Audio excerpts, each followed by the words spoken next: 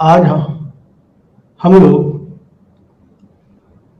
Letter Gupta period यानी post Gupta period का समाजी और मुआशी हालात के बारे में रोशनी डालेंगे। जाहिर सी बात है कि पोस्ट गुप्ता काल में दौर में जो बहुत तेजी के साथ उरूज हुआ और हम देखते हैं कि 5वीं शताब्दी के बाद गुप्त दौर का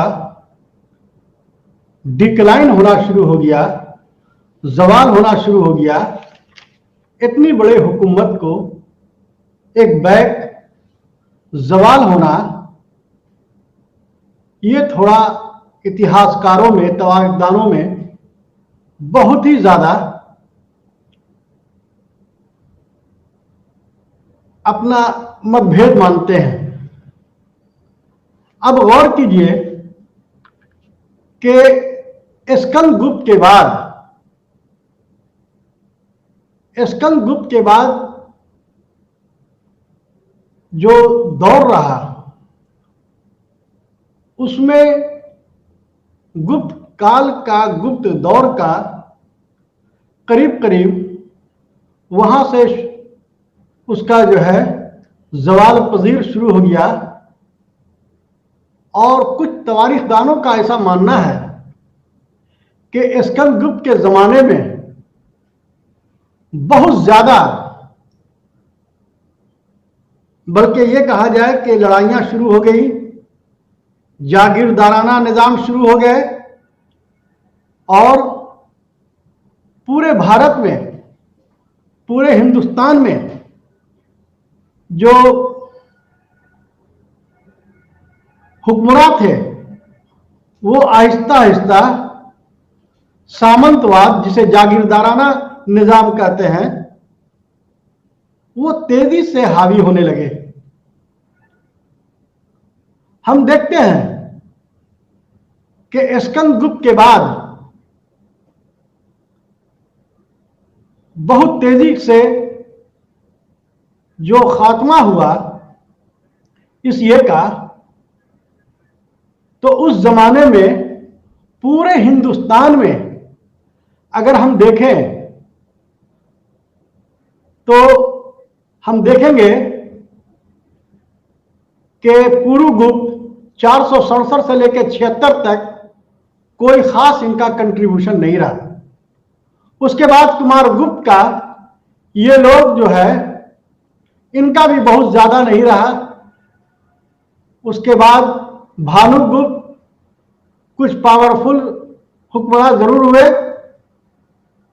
और ये लोग कुमारगुप्त से लेकर भानुगुप्त, जो गुप्त खानदान के लोग वैष्णव धर्म के मानने वाले थे, गुप्त खानदान स्कंदगुप्त के बाद पुरुगुप्त और भानुगुप्त, ये सारे लोग बौद्ध मजहब को मानने लगे और अपने आप को श्री विक्रम का लक़ब लिया, टाइटल लिया, श्री विक्रम। उसके बाद सबसे आखिर जो हुक्मरान हुए नरसिंह बलादित्य, जिसको मेहरकुल ने खात्मा कर दिया। अब इसे अगर हम देखें तो ये बात समझ में आती है कि इतना पावरफुल किंगडम 5वीं शताब्दी के बाद, 5वीं शताब्दी में खत्म हो जाती है। लेकिन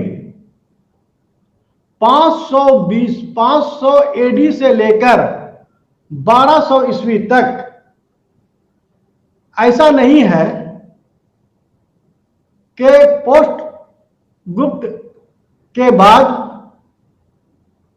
7 ऐसे शासक हुए, हुक्मरान हुए जो बहुत मजबूत हुए। जैसे वल्लभी में मैत्रक वंश, उसके बाद मालवा में यशोवर्मन, बंगाल में गौड़ खानदान, पंजाब में हुन आक्रमण हुआ, मगध में उत्तर गुप्त हो गए, कन्नौज में मौखरी हो गए, थानेश्वर में हर्षवर्धन हो गए। ये सारे ऐसे शासक थे जो पूरे भारत में, पूरे हिंदुस्तान में राज करना शुरू कर दिया। और लेकिन ये तमाम लोग जो सूबाई हुक्मरान थे, जाहिर सी बात है कि ये सब सारे जो है संपूर्ण भारत के थे, लेकिन दक्षिण का भारत का, दक्षिण का हिंदुस्तान का कोई भी शासक हुक्मरान इसमें नहीं था। अब देखिए कि गुप्तों का जो है, जो सेंट्रल एरिया जो था वो पाटलिपुत्र था और दूसरा उज्जैन थे। लेकिन दक्षिण भारत में वहां भी जो शासक हुए, वो जो हुक्मरान हुए, वो भी हर्षवर्धन के जमाने में चालुक्य सेकंड ने उत्तरी भारत के ऊपर, उत्तरी हिंदुस्तान के ऊपर आने का जबरदस्त कोशिश किया। यह अलग मसला है कि वो उसे हर्षवर्धन ने गौड़ शासक के जरिया उसे नाकामयाबी मिली, लेकिन चालुक्य के, वातापी के चालुक्य, जिसे पुलकेशिन जो है उत्तर भारत में अपनी ताकत को बहुत तेजी के साथ बढ़ाना शुरू किया और मध्य भारत यानी कि नर्मदा नदी के बाद, नर्मदा नदी के पास जबरदस्त लड़ाई हुई और यह लड़ाई होने के बाद राजाओं में बहुत तेजी के साथ वहां आना शुरू हो गए, एक दूसरे को आना शुरू हो गए। तो हम देखते हैं कि 500 से लेकर 1200 के शासन काल में, यानी हुकूमत में कौन कौन से बदलाव आए और कौन कौन सी चीज आई। सबसे ज्यादा स्कंदगुप्त के बाद पंजाब के क्षेत्र से, पंजाब के इलाके से हुनों का हमलावर शुरू हो गया। सवाल यह है कि इतने बड़े हुक्मरान को एक बैक खात्मा हो जाना और उससे अलग हो जाना हुकूमत से, ये तवारीखदानों में बहुत ज्यादा मतभेद है। लेकिन डॉक्टर आर.एस. शर्मा साहब का कहना है कि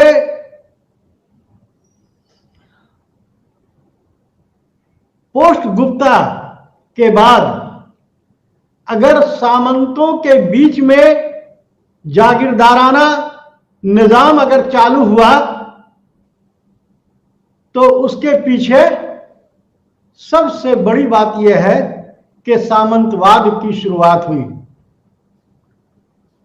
मैं इससे कबल कि मैं आज का जो यह है, हम उस पर ज्यादा मतलब कि ये करेंगे। हम सोशल कंडीशन लेटर गुप्ता के बाद, पोस्ट गुप्ता के बाद क्या थे, हम इस पर ज्यादा रोशनी डालने की कोशिश करेंगे। अब सवाल यह है कि समाज में चार जातियां मौजूद थी। चार जातियां जो है उस वक्त जो है मौजूद थे। 750 से लेकर के 1200 ईस्वी तक वर्ण व्यवस्था यानी कास्ट व्यवस्था बहुत तेजी के साथ मजबूती से मतलब के लोगों ने उसको कबूल किया।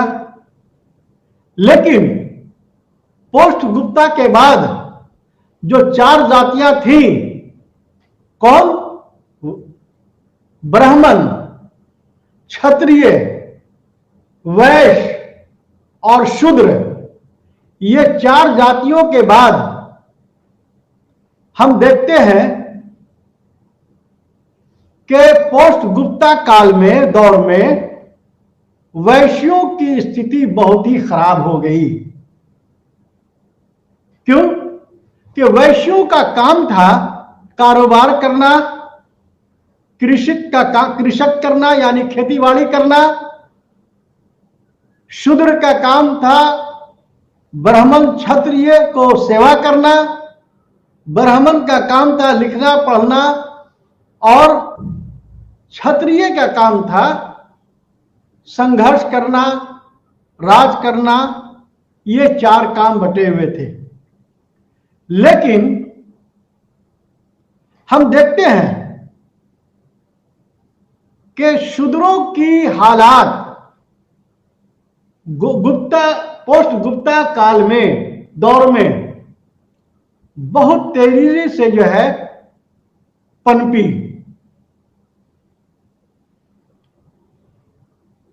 जैसे राजपूत, कायस्थ, वैश्य में अनेक उपजातियां और शूद्र में जो है धोबी, केवट, चर्मकार यानी कि चमड़े का काम करने वाला। उसके बाद ये सब सारे मतलब के जो है तेजी के साथ उरूज में आना शुरू हो गया, अमल में आना शुरू हो गया। यानी कि जो शूद्र खेतीबाड़ी या ट्रेड एंड कॉमर्स कारोबार जो नहीं करते थे, अब इसमें जो है कारोबार करने का रिवाज शूद्रों में बहुत तेजी के साथ आना शुरू हो गया। उसके बाद इसी जमाने में ब्राह्मणों के जरिया एक किताब लिखी गई जिसका नाम है मनुस्मृति हुई थी, जिसमें ब्राह्मणों का बहुत तेजी के साथ यानी कि उसके कामों में मकबूलियत बढ़ती चली गई।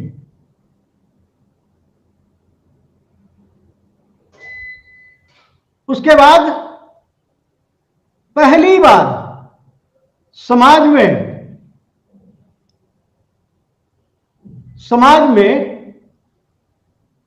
मनुस्मृति आने के बाद अछूत अनटचबिलिटी अछूत का रिवाज कायम होना शुरू हो गया।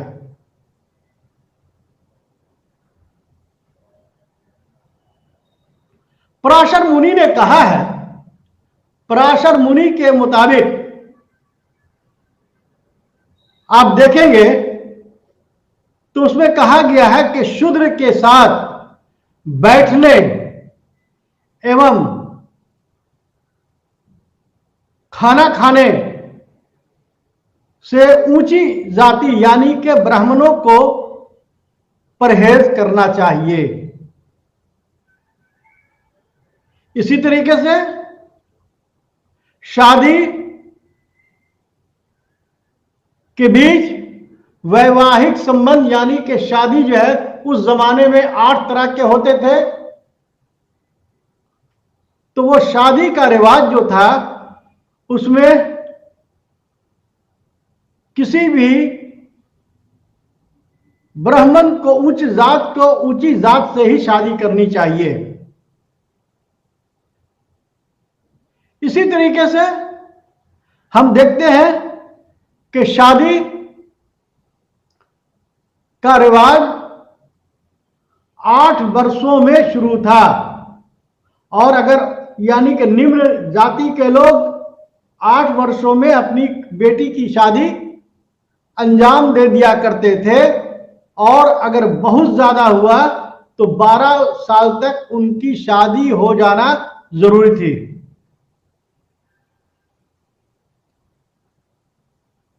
अगर कोई भी शादी या कोई भी शादी के जरिया माता या मां और बाप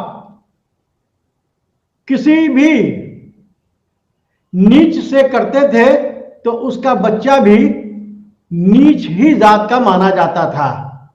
मान लिया जाए कि अगर कोई भी वैश्य और शूद्र एक साथ किसी के साथ शादी कर ले तो उसे शूद्र ही माना जाता था। इसका मतलब यह हो गया कि शादियात अलग जातियों में बिल्कुल नहीं होते थे।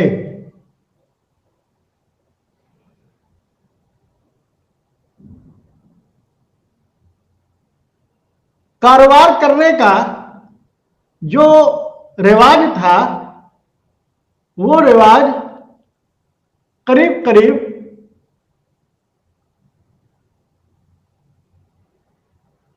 वैश्यों को था, लेकिन हम देखते हैं और प्रोफेसर आर.एस. शर्मा के मुताबिक अगर पोस्ट गुप्ता यानी कि गुप्ता के बाद सामाजिक स्थिति में शूद्रों का उरूज हुआ, लेकिन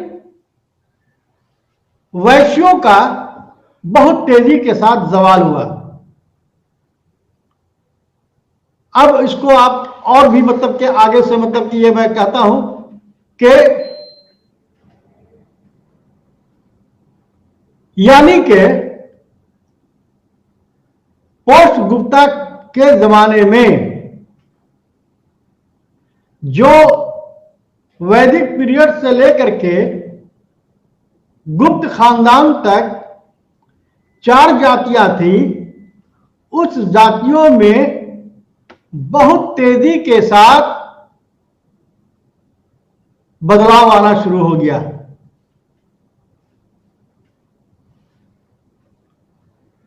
अब आप ये देख लें कि इसी में जो ब्राह्मणों का काम, अब सामाजिक पोस्ट गुप्ता में जो समाज का जो सूरत हाल थी, अगर उसको गौर करें तो हम पाते हैं कि ब्राह्मणों का काम समाज में लिखने पढ़ने और पढ़ाने का काम था, लेकिन ब्राह्मणों के जगह पर एक नए जात का शुरुआत होता है जिसे कायस्थ कहते हैं। आज के जमाने में जो है उसे लाला या श्रीवास्तव के नाम से जाना जाता है। यानी कि पोस्ट गुप्ता के बाद जो ब्राह्मणों का काम लिखना पढ़ना था, अब उसका काम जो है कायस्थ लोग लेना शुरू कर दिए। हम इसके बारे में डिटेल से आएंगे, लेकिन उसके बाद पोस्ट गुप्ता में जो तब्दीलियां आई हैं उस तब्दीलियों पर हम जो है थोड़ा हेडलाइन कर रहा हूं कि दूसरा क्या हुआ कि सामंतवाद, जागीरदाराना रिवाज की शुरुआत हो गई। जागीरदाराना रिवाज का मतलब यह है कि सामंतवाद शुरू हो गया। हम और आप जानते हैं कि समुद्रगुप्त जब दक्षिण भारत में हुकूमत किया, सांची में, कांची में, सारी जगह पर, तो वहां पर जाकर उसने क्या किया कि जीतने के बाद जो वहां पर का जो सामंत था उसको अपनी सामंत जागीरदाराना हैसियत में रख करके उसको वो राज, वो हुकूमत उसे वापस कर देता था और उसके बदले में उससे टैक्स लिया करता था। और इतिहास में इसको कहा गया है ग्रहण मोक्षा निग्रह, ग्रहण मोक्षा निग्रह, यानी कि वैसे लोग जो हमारी मातहती को कबूल करे लेकिन वो हमें टैक्स देता रहे, और उस जागीरदाराना को ये हक और हासिल था कि सेंट्रल राजा के जरिया जो सेंट्रल में होते थे वो अपनी पूरी हिम्मत और हौसला के साथ वो वहां पर काम करते थे और उसको टैक्स देते थे और उसको ये हक हासिल था कि अपने फौज को रहनुमाई करे। लेकिन अगर राजा को अगर फौज की फौज होती थी तो उसमें उसको सहयोग देना, यानी कि उसका जो है उसका ये करना उसके लिए जरूरी होता था। और आगे देखिए कि क्या हुआ पोस्ट गुप्ता में, यानी कि वर्ण जो थे उसमें तब्दीलियां आना शुरू हो गई।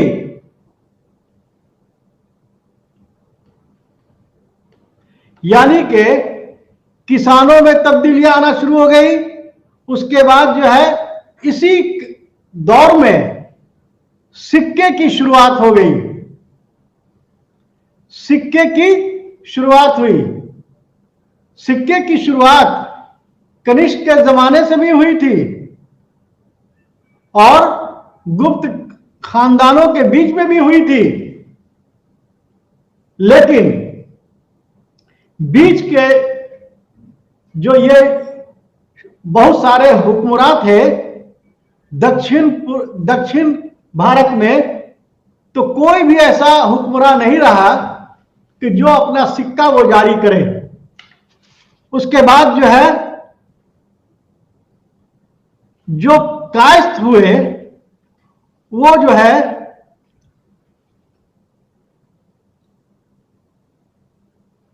उन्होंने अपने तनख्वाह के बदले ब्राह्मण भी जमीन लिया करते थे। उनका काम था लिखने पढ़ने का और मैसेंजर की हैसियत से उनका यह काम था। उसके बाद जो है हम देखते हैं कि राजा जो है बहुत तेजी के साथ अपने आप को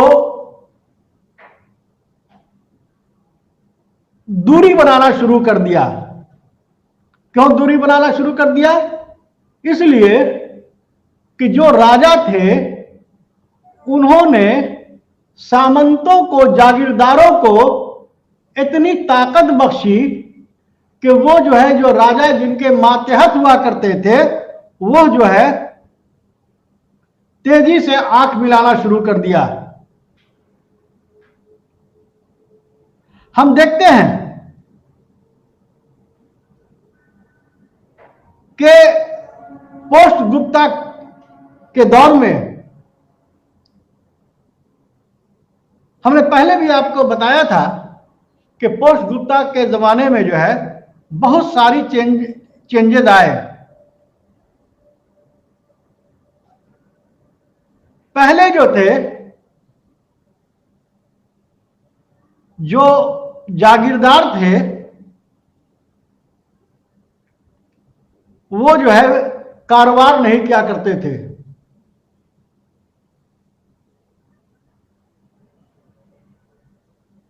यानी कि कारोबार का जो है काम जो है वैश्य और पोस्ट गुप्ता के बाद जो है दलित का भी जो है करना शुरू किया।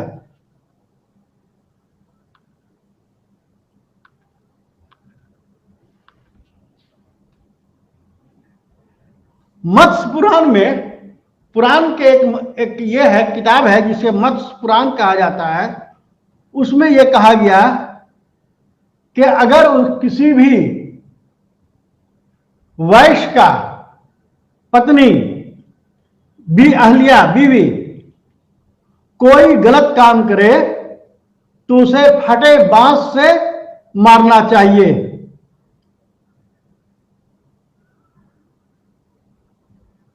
वेदों की पाठ जो है वैश्य और शूद्र नहीं कर सकते थे। हमने आपको पहले बताया कि शादी का जो है 8 वर्ष में उनकी ये होती थी। सती प्रथा जो है बहुत तेजी के साथ चलना शुरुआत हो गई थी। लेकिन सती प्रथा का जो है जो रिवाज जो था, तो वो जो है हम देखते हैं कि राजपूतों में बहुत ज्यादा थी।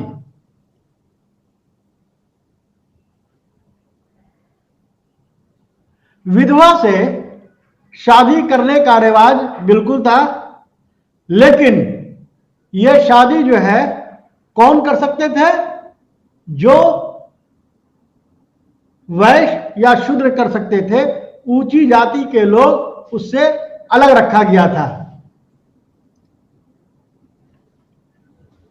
अगर कोई आदमी सन्यासी हो गया या मर गया तो उसे उस जातियों में सती प्रथा का रिवाज कायम हो गया था। यानी कि अगर कोई आदमी अगर वो जो है ये कर ले तो उसे जो है आप कर सकते हैं। घरों में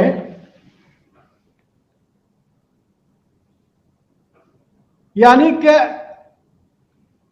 औरतों का घर के बाहर आना ममनू माना जाता था। लेकिन बेटी और पत्नी को यानी कि बीवी को शिक्षा और रिलीजियस के कामों में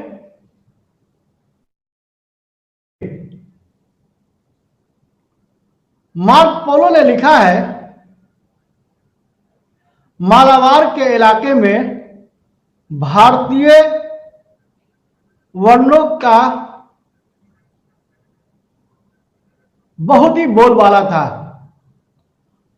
750 ईस्वी से 1200 ईस्वी तक भारतीय लोग गेहूं, आटा का खाने का जो था वो बहुत ही जो है उनका पसंदीदा खुराक होता था। यानी कि गेहूं और आटा उनका जो है मरगूब ग़िज़ा था।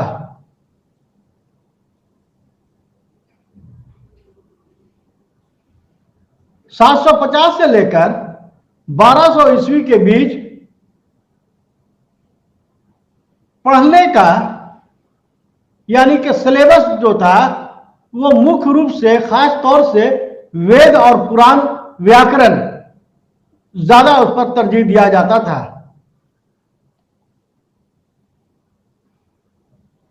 लेकिन हम देखते हैं कि मौर्य दौर में और गुप्त दौर में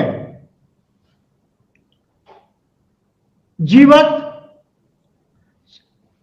और शल्य चिकित्सक जो जो चिकित्सक होते थे उसका जो है बहुत तेजी के साथ जो है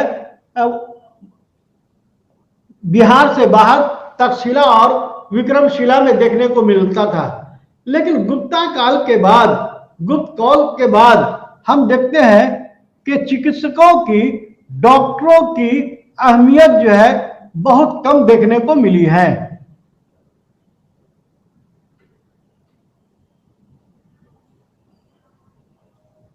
अब हम देखें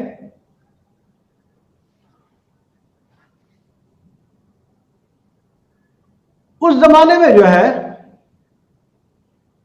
कारोबार बहुत तेजी के साथ फल फूल रहा था और कुछ जो है जो लोग थे वो बहुत ही मेहनत से काम करते थे।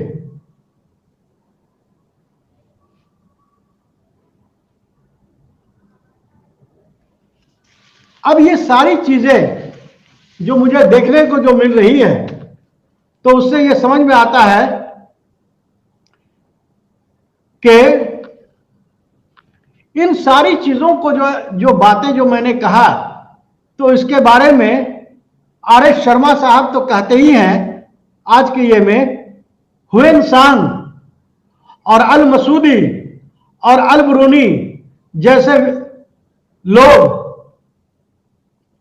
भी इसके बारे में खासकर कहे हैं।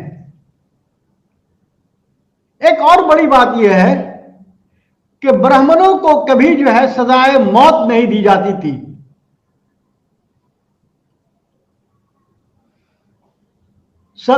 ब्राह्मणों को कभी सजाए मौत की सजा नहीं दी जाती थी।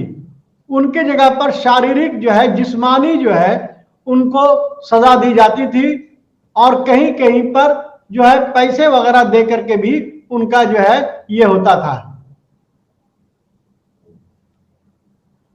और खासकर ब्राह्मणों का जो है जो काम था पढ़ना पढ़ाना और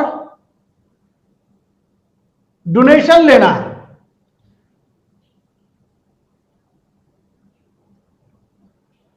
तो इस तरीके से हम देखते हैं कि उस जमाने में 700 से 1200 ईस्वी तक, अब यहीं पर जो है एक हम देखते हैं कि ब्राह्मणों की जगह जो है कायस्थों ने ले लिया था और उसके बाद जो है ह्वेनसांग ने जो है इसके बारे में बताया है कि ब्राह्मण जो है जो लिखने पढ़ने का जो काम करते थे उसके जगह पर उन्हें जमीन दी जाती थी और उनको जो है तनख्वाह जो है वो नकद ना हो करके उसको इसके रूप में दिया जाता था। अब उसके बाद जो है हम देखते हैं कि गुप्त उत्तर काल में वैश्य वर्ण के लोग जो व्यापार करते थे, जो कृषि और मवेशी आदि के ज्यादा उनका मरगूब जगह ये था। पराशर स्मृति में उसमें कहा गया है कि वैश्यों का काज बताया गया है।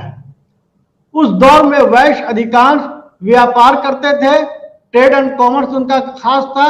अल ब्रूनी ने अपने विवरण में बताया है कि उस समय वैश्य एवं शूद्र की स्थिति में कोई विशेष परिवर्तन नहीं हुए थे। इस तरीके से यानी कि उसके बाद हम देखते हैं कि पोस्ट में जो कृषि खेत में व्यवसाय में अंतर्गत पूर्ण रूप से आ गया और ह्वेनसांग ने इसे बहुत ही जो है डिटेल में अपनी किताब में जो है उसे लिखा है। अब उसके बाद जो है हम देखते हैं कि कायस्थ लोगों का जो है उस वक्त जो है बहुत तेजी के साथ मतलब कि ये हुआ और उसका सबसे पहले कायस्थों का उल्लेख जो उसका सबसे पहले मिलता है यज्ञवाल की स्मृति में मिलता है। हम तारीखदान कोई भी बात अगर कहते हैं कि ब्राह्मणों की जगह पर अगर कायस्थों का बहुत तेजी से उरूज होना शुरू हो गया था तो इससे उससे कहने पर ये नहीं है, ये जो है उसका जो ये होता है यज्ञवाल स्मृति में मिलता है। जबकि जाति के रूप में, जात के रूप में कायस्थ का उल्लेख सबसे पहले ओशन स्मृति में मिलता है। खासकर इसका मुख्य जो ये खास इसका काम जो था वो लिखने का काम था। उसके बाद जमीन का जो है राजस्व यानी कि जमीन का जो मालगुजारी उसको वसूलने का काम था। उसके बाद दस्तावेज सुरक्षा ये हिफाजत करना उनका काम था। उसके बाद जो है जुडिशियरी में उनका सबसे बड़ा काम था। जुडिशियरी में जो राजा जो है जो जज जो फैसला देते थे उसके लिखने का काम था। उसके बाद जो है जो कायस्थ लोग जो थे वो फिर जो है वो पुस्तपाल, उसके बाद जो है लेखपाल, ये सब सारे जो है कायस्थों का काम था। इसका मतलब ये हो गया, हम अगर देखते हैं आखिर में हम कहना चाहेंगे कि कायस्थ जाति में भी गिरावट हुई और ब्राह्मण ग्रंथों में कायस्थों को शूद्र भी कहा है। यानी कि जो ब्राह्मण के जगह पर जो कायस्थ लोग आए उनको बाद में धर्म की किताबों में से पता चलता है कि उसमें भी गिरावट आई। सबसे बड़ी बात यह है कि मैंने आपको पहले भी जिक्र किया था कि उस जमाने में अनटचबिलिटी बहुत तेजी के साथ मतलब के बढ़ गए। यानी कि दलित जो है उसे चंडाल कहा गया। उसको जो है जैसे रजक, धोबी कहते थे, चर्मकार, नट, उसके बाद जो है धीवर, भेद, वरुण, कैरवत, भिल, ये सारी जो है उपजातियों का जो है शुरुआत होना शुरू हो गया। उपजातियों का जो है शुरुआत होना शुरू हो गया। उसके बाद जो है जब स्मृति काल में पुष्कर एवं विराट जाति भी एक जाति के रूप में आना शुरू हो गया और अनटचबिलिटी जो है वो बहुत तेजी के साथ तरक्की करती चली गई। और हम ये कह सकते हैं कि गुप्त के बाद यानी कि पोस्ट गुप्त के बाद अनटचबिलिटी का जो है बहुत तेजी के साथ जो है हालात में बढ़ोतरी आई। उसके बाद देखते हैं कि स्लेवरी सिस्टम बहुत तेजी के साथ राइज हुआ।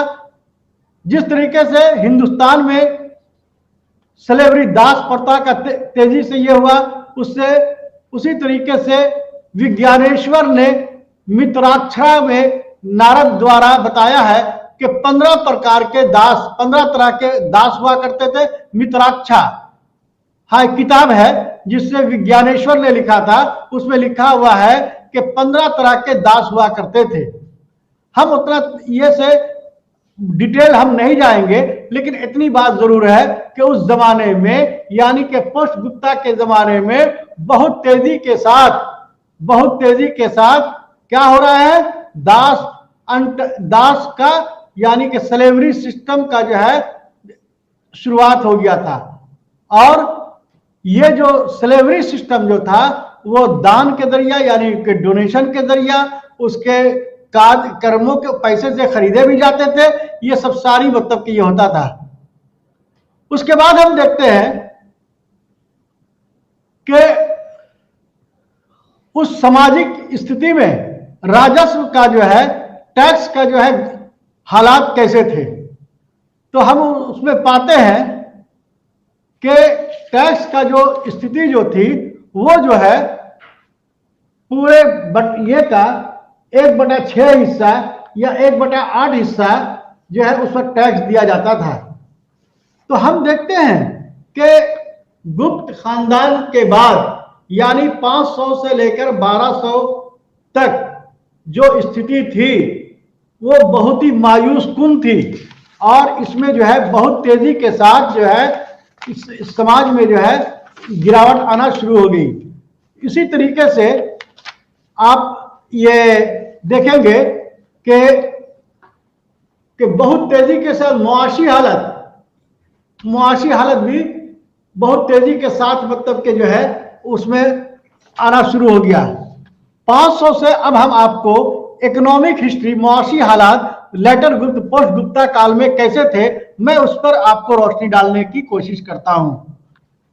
पहले तो आपको यह बता दें कि 510 से लेकर 1200 ईस्वी तक जो है यानी पोस्ट काल यानी कि गुप्ता का जो जमाना जो कहा जाता है उसे कहते हैं। अब आप देखेंगे कि जिस तरीके से मुगलों के बाद जो राजा, मुगलों के जो बादशाह जो ये हुए वो भारत में मनसबदारी का ये किया, तो गुप्ता के बाद यानी कि अगर हम ये कहें कि कनिष्क के बाद यहां पर जो है जागीरदाराना निजाम तेजी के साथ ये हुआ। समुद्रगुप्त के जमाने में आप देखेंगे तो वो भी जो है जागीरदाराना मतलब के जो है निजाम को कायम किया।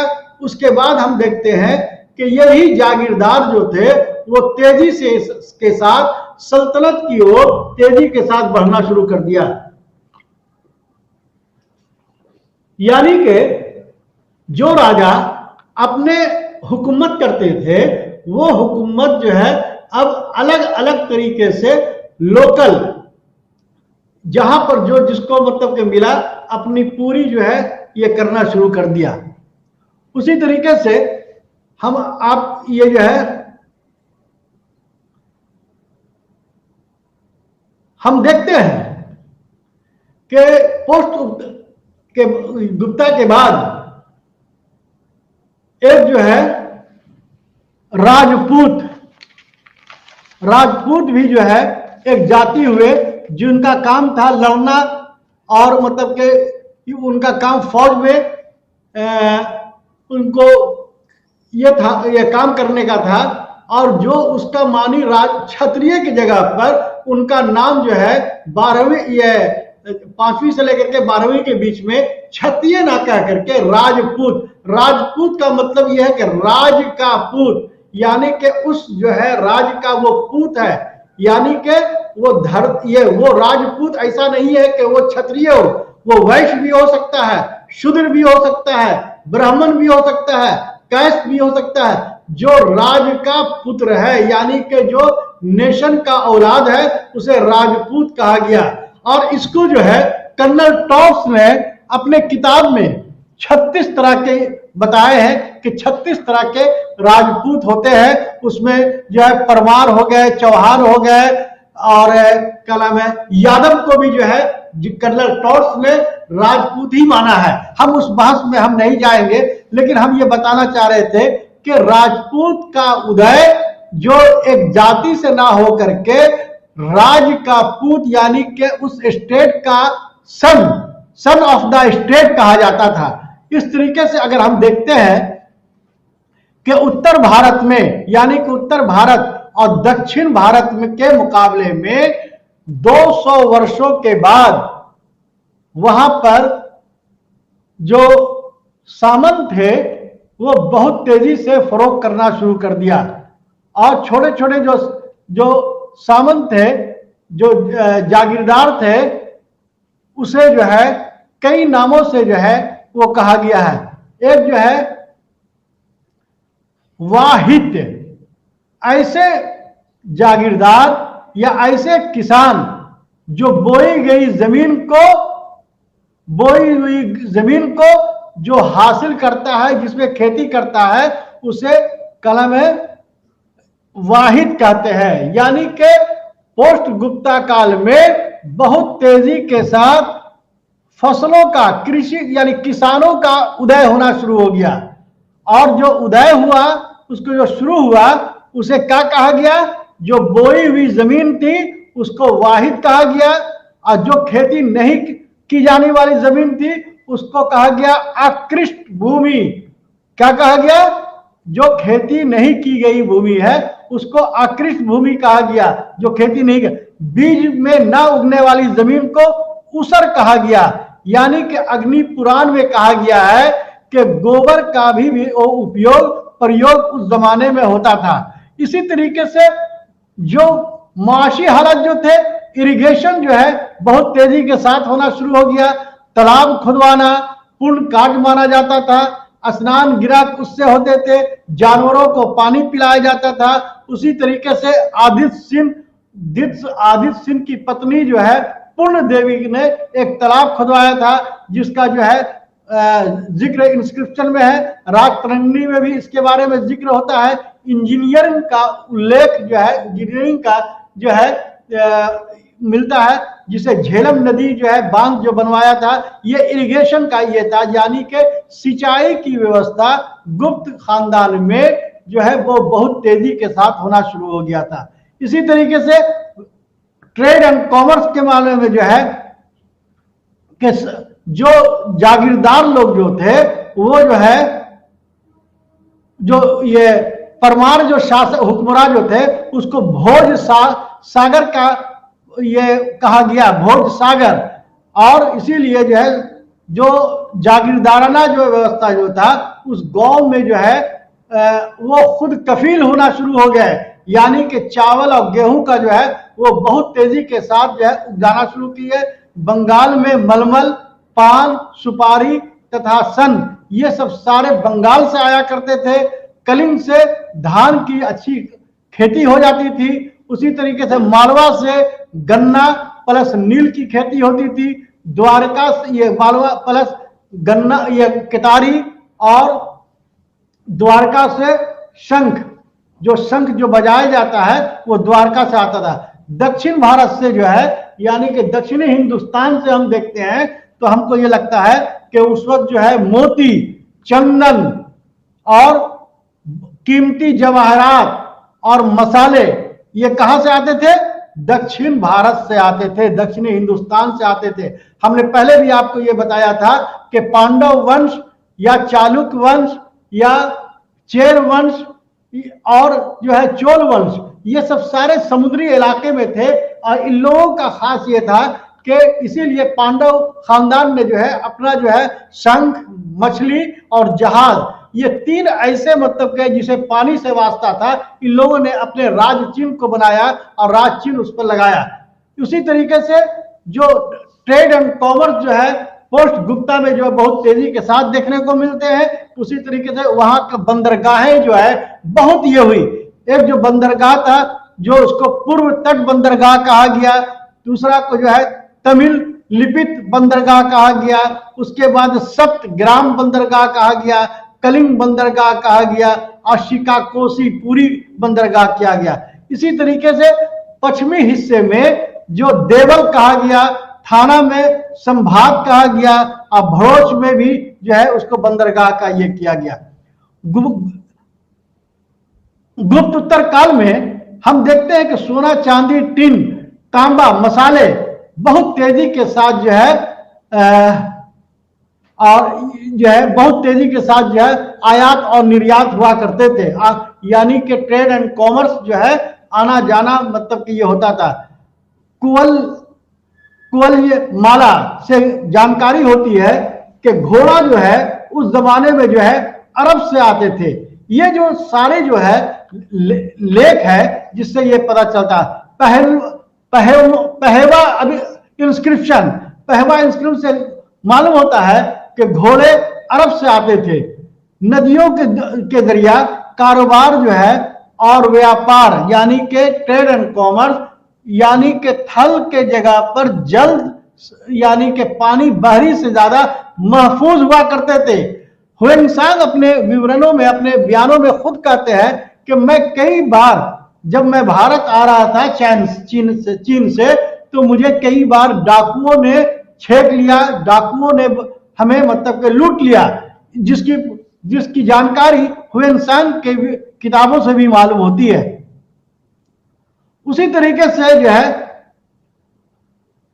यानी कि नदियों के जरिया जो कारोबार होते थे वो जो है बहुत महफूज माने जाते थे। उसी तरीके से जो है तर शुल्क राज्य का आय का महत्वपूर्ण जो है हिस्सा था। तर शुल्क, चूंकि ये सब सारे हिंदी में है, संस्कृत में है, इसका उर्दू नहीं हो सकता। इसलिए जो नाम है उस नाम को जो है आप वही लिखें जो मैं आपको बता रहा हूं। तरकुश, राज के आमदनी का जो महत्वपूर्ण हिस्सा। और ये जो है जो तरकुश लेने देने वाले अधिकारी जो होते थे, जो लोग होते थे जिसके जरिया जिम्मेदार होते थे, उसे क्या कहते थे? उससे तरीक कहा जाता था। तरीक, तरीक, सुना? उसके बाद जो है बंगाल से एक अभिलेख मिले हैं, जिस ये तारलिपित अभिलेख जो है से पता चलता है कि यहाँ पर बहुत तेजी के साथ जो है ये समुद्री काम होता था।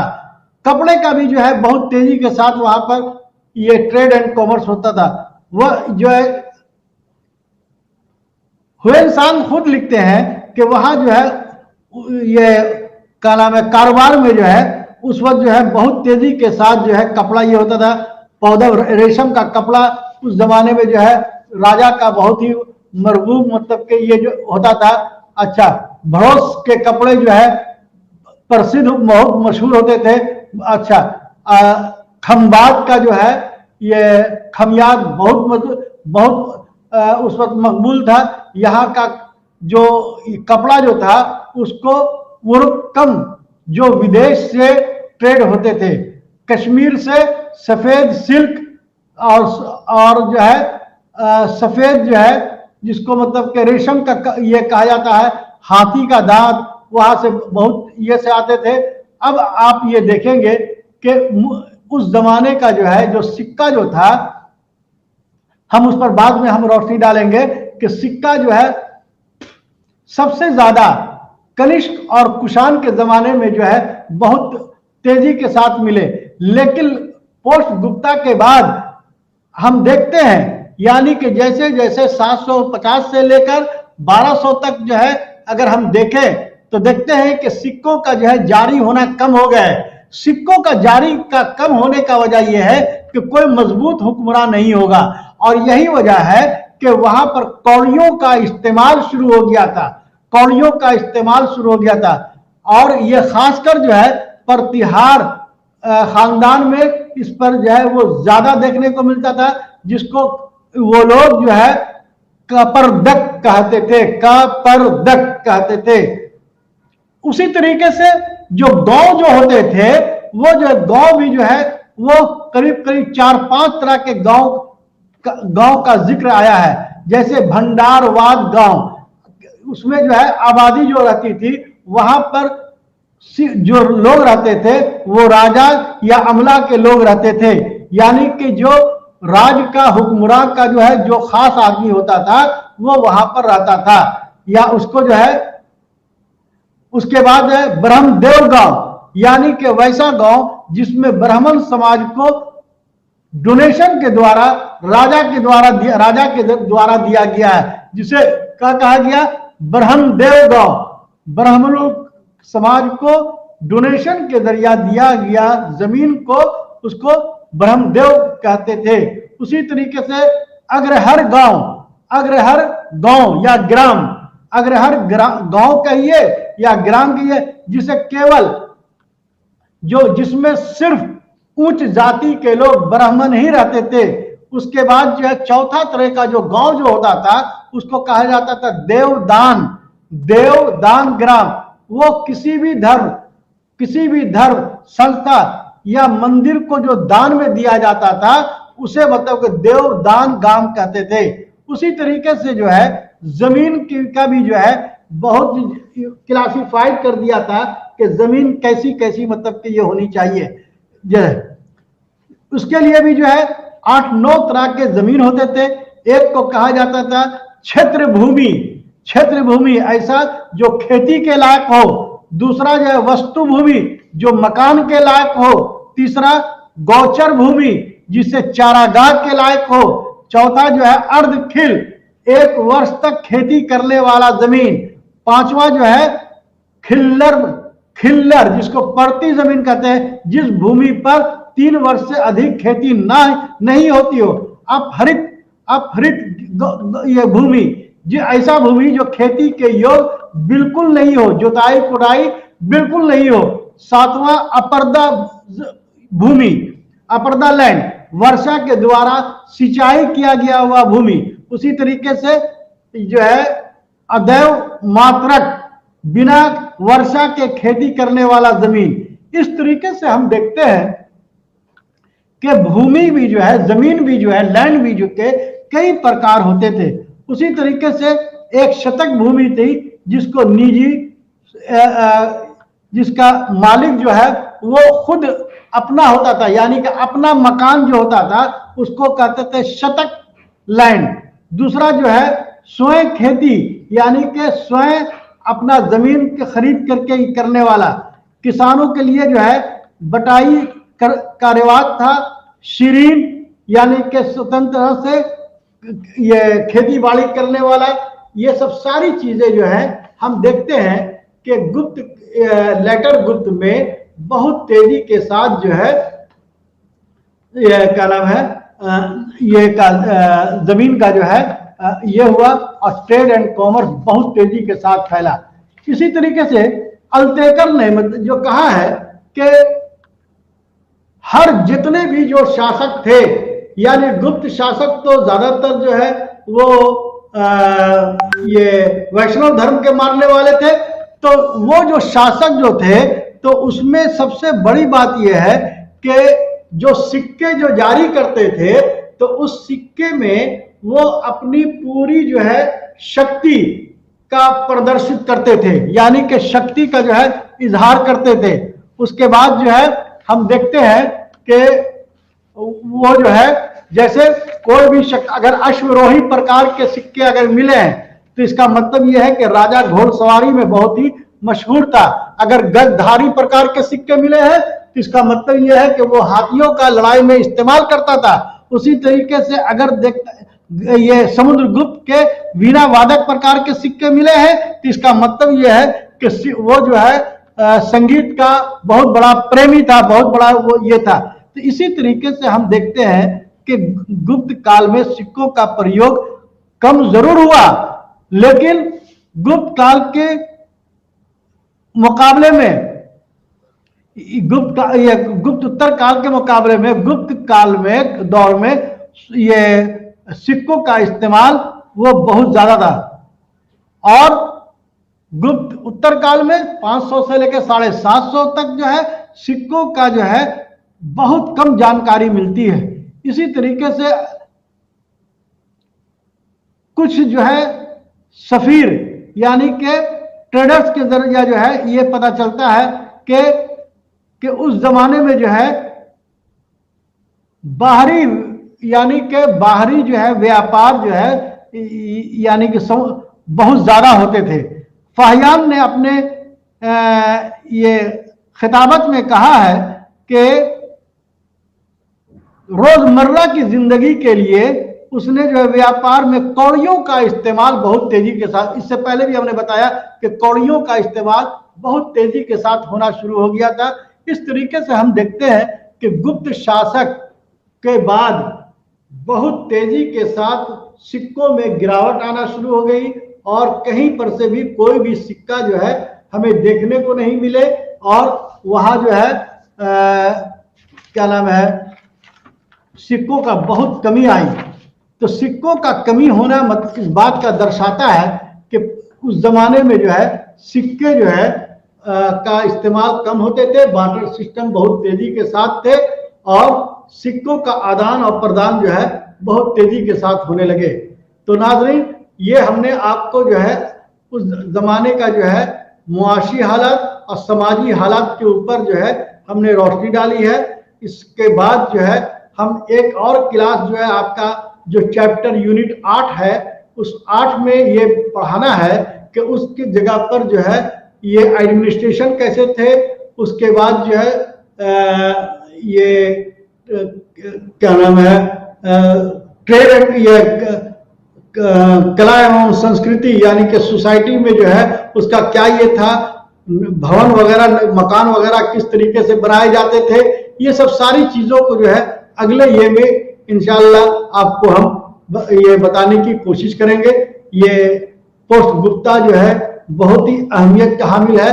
हम ये समझ सकते हैं इसके पढ़ने से ये होता है कि हमारा जो समाज जो भारतीय समाज है वो खासकर बिहार का, जो जिसमें पाटलिपुत्रा में हर्यक वंश से लेकर आपको जाके चंद्रगुप्त मौर्य से लेकर गुप्ता से लेकर पाल, हर्षवर्धन, ये सारे लोग जो हुए उस जमाने में इक्तिसादी हालात बहुत अच्छे थे, समाजी हालात बहुत अच्छे थे, लेकिन गुप्ता काल के बाद यानी कि पोस्ट गुप्ता में उसके हालात में दिन ब दिन गिरावट होती गई। बहुत बहुत शुक्रिया।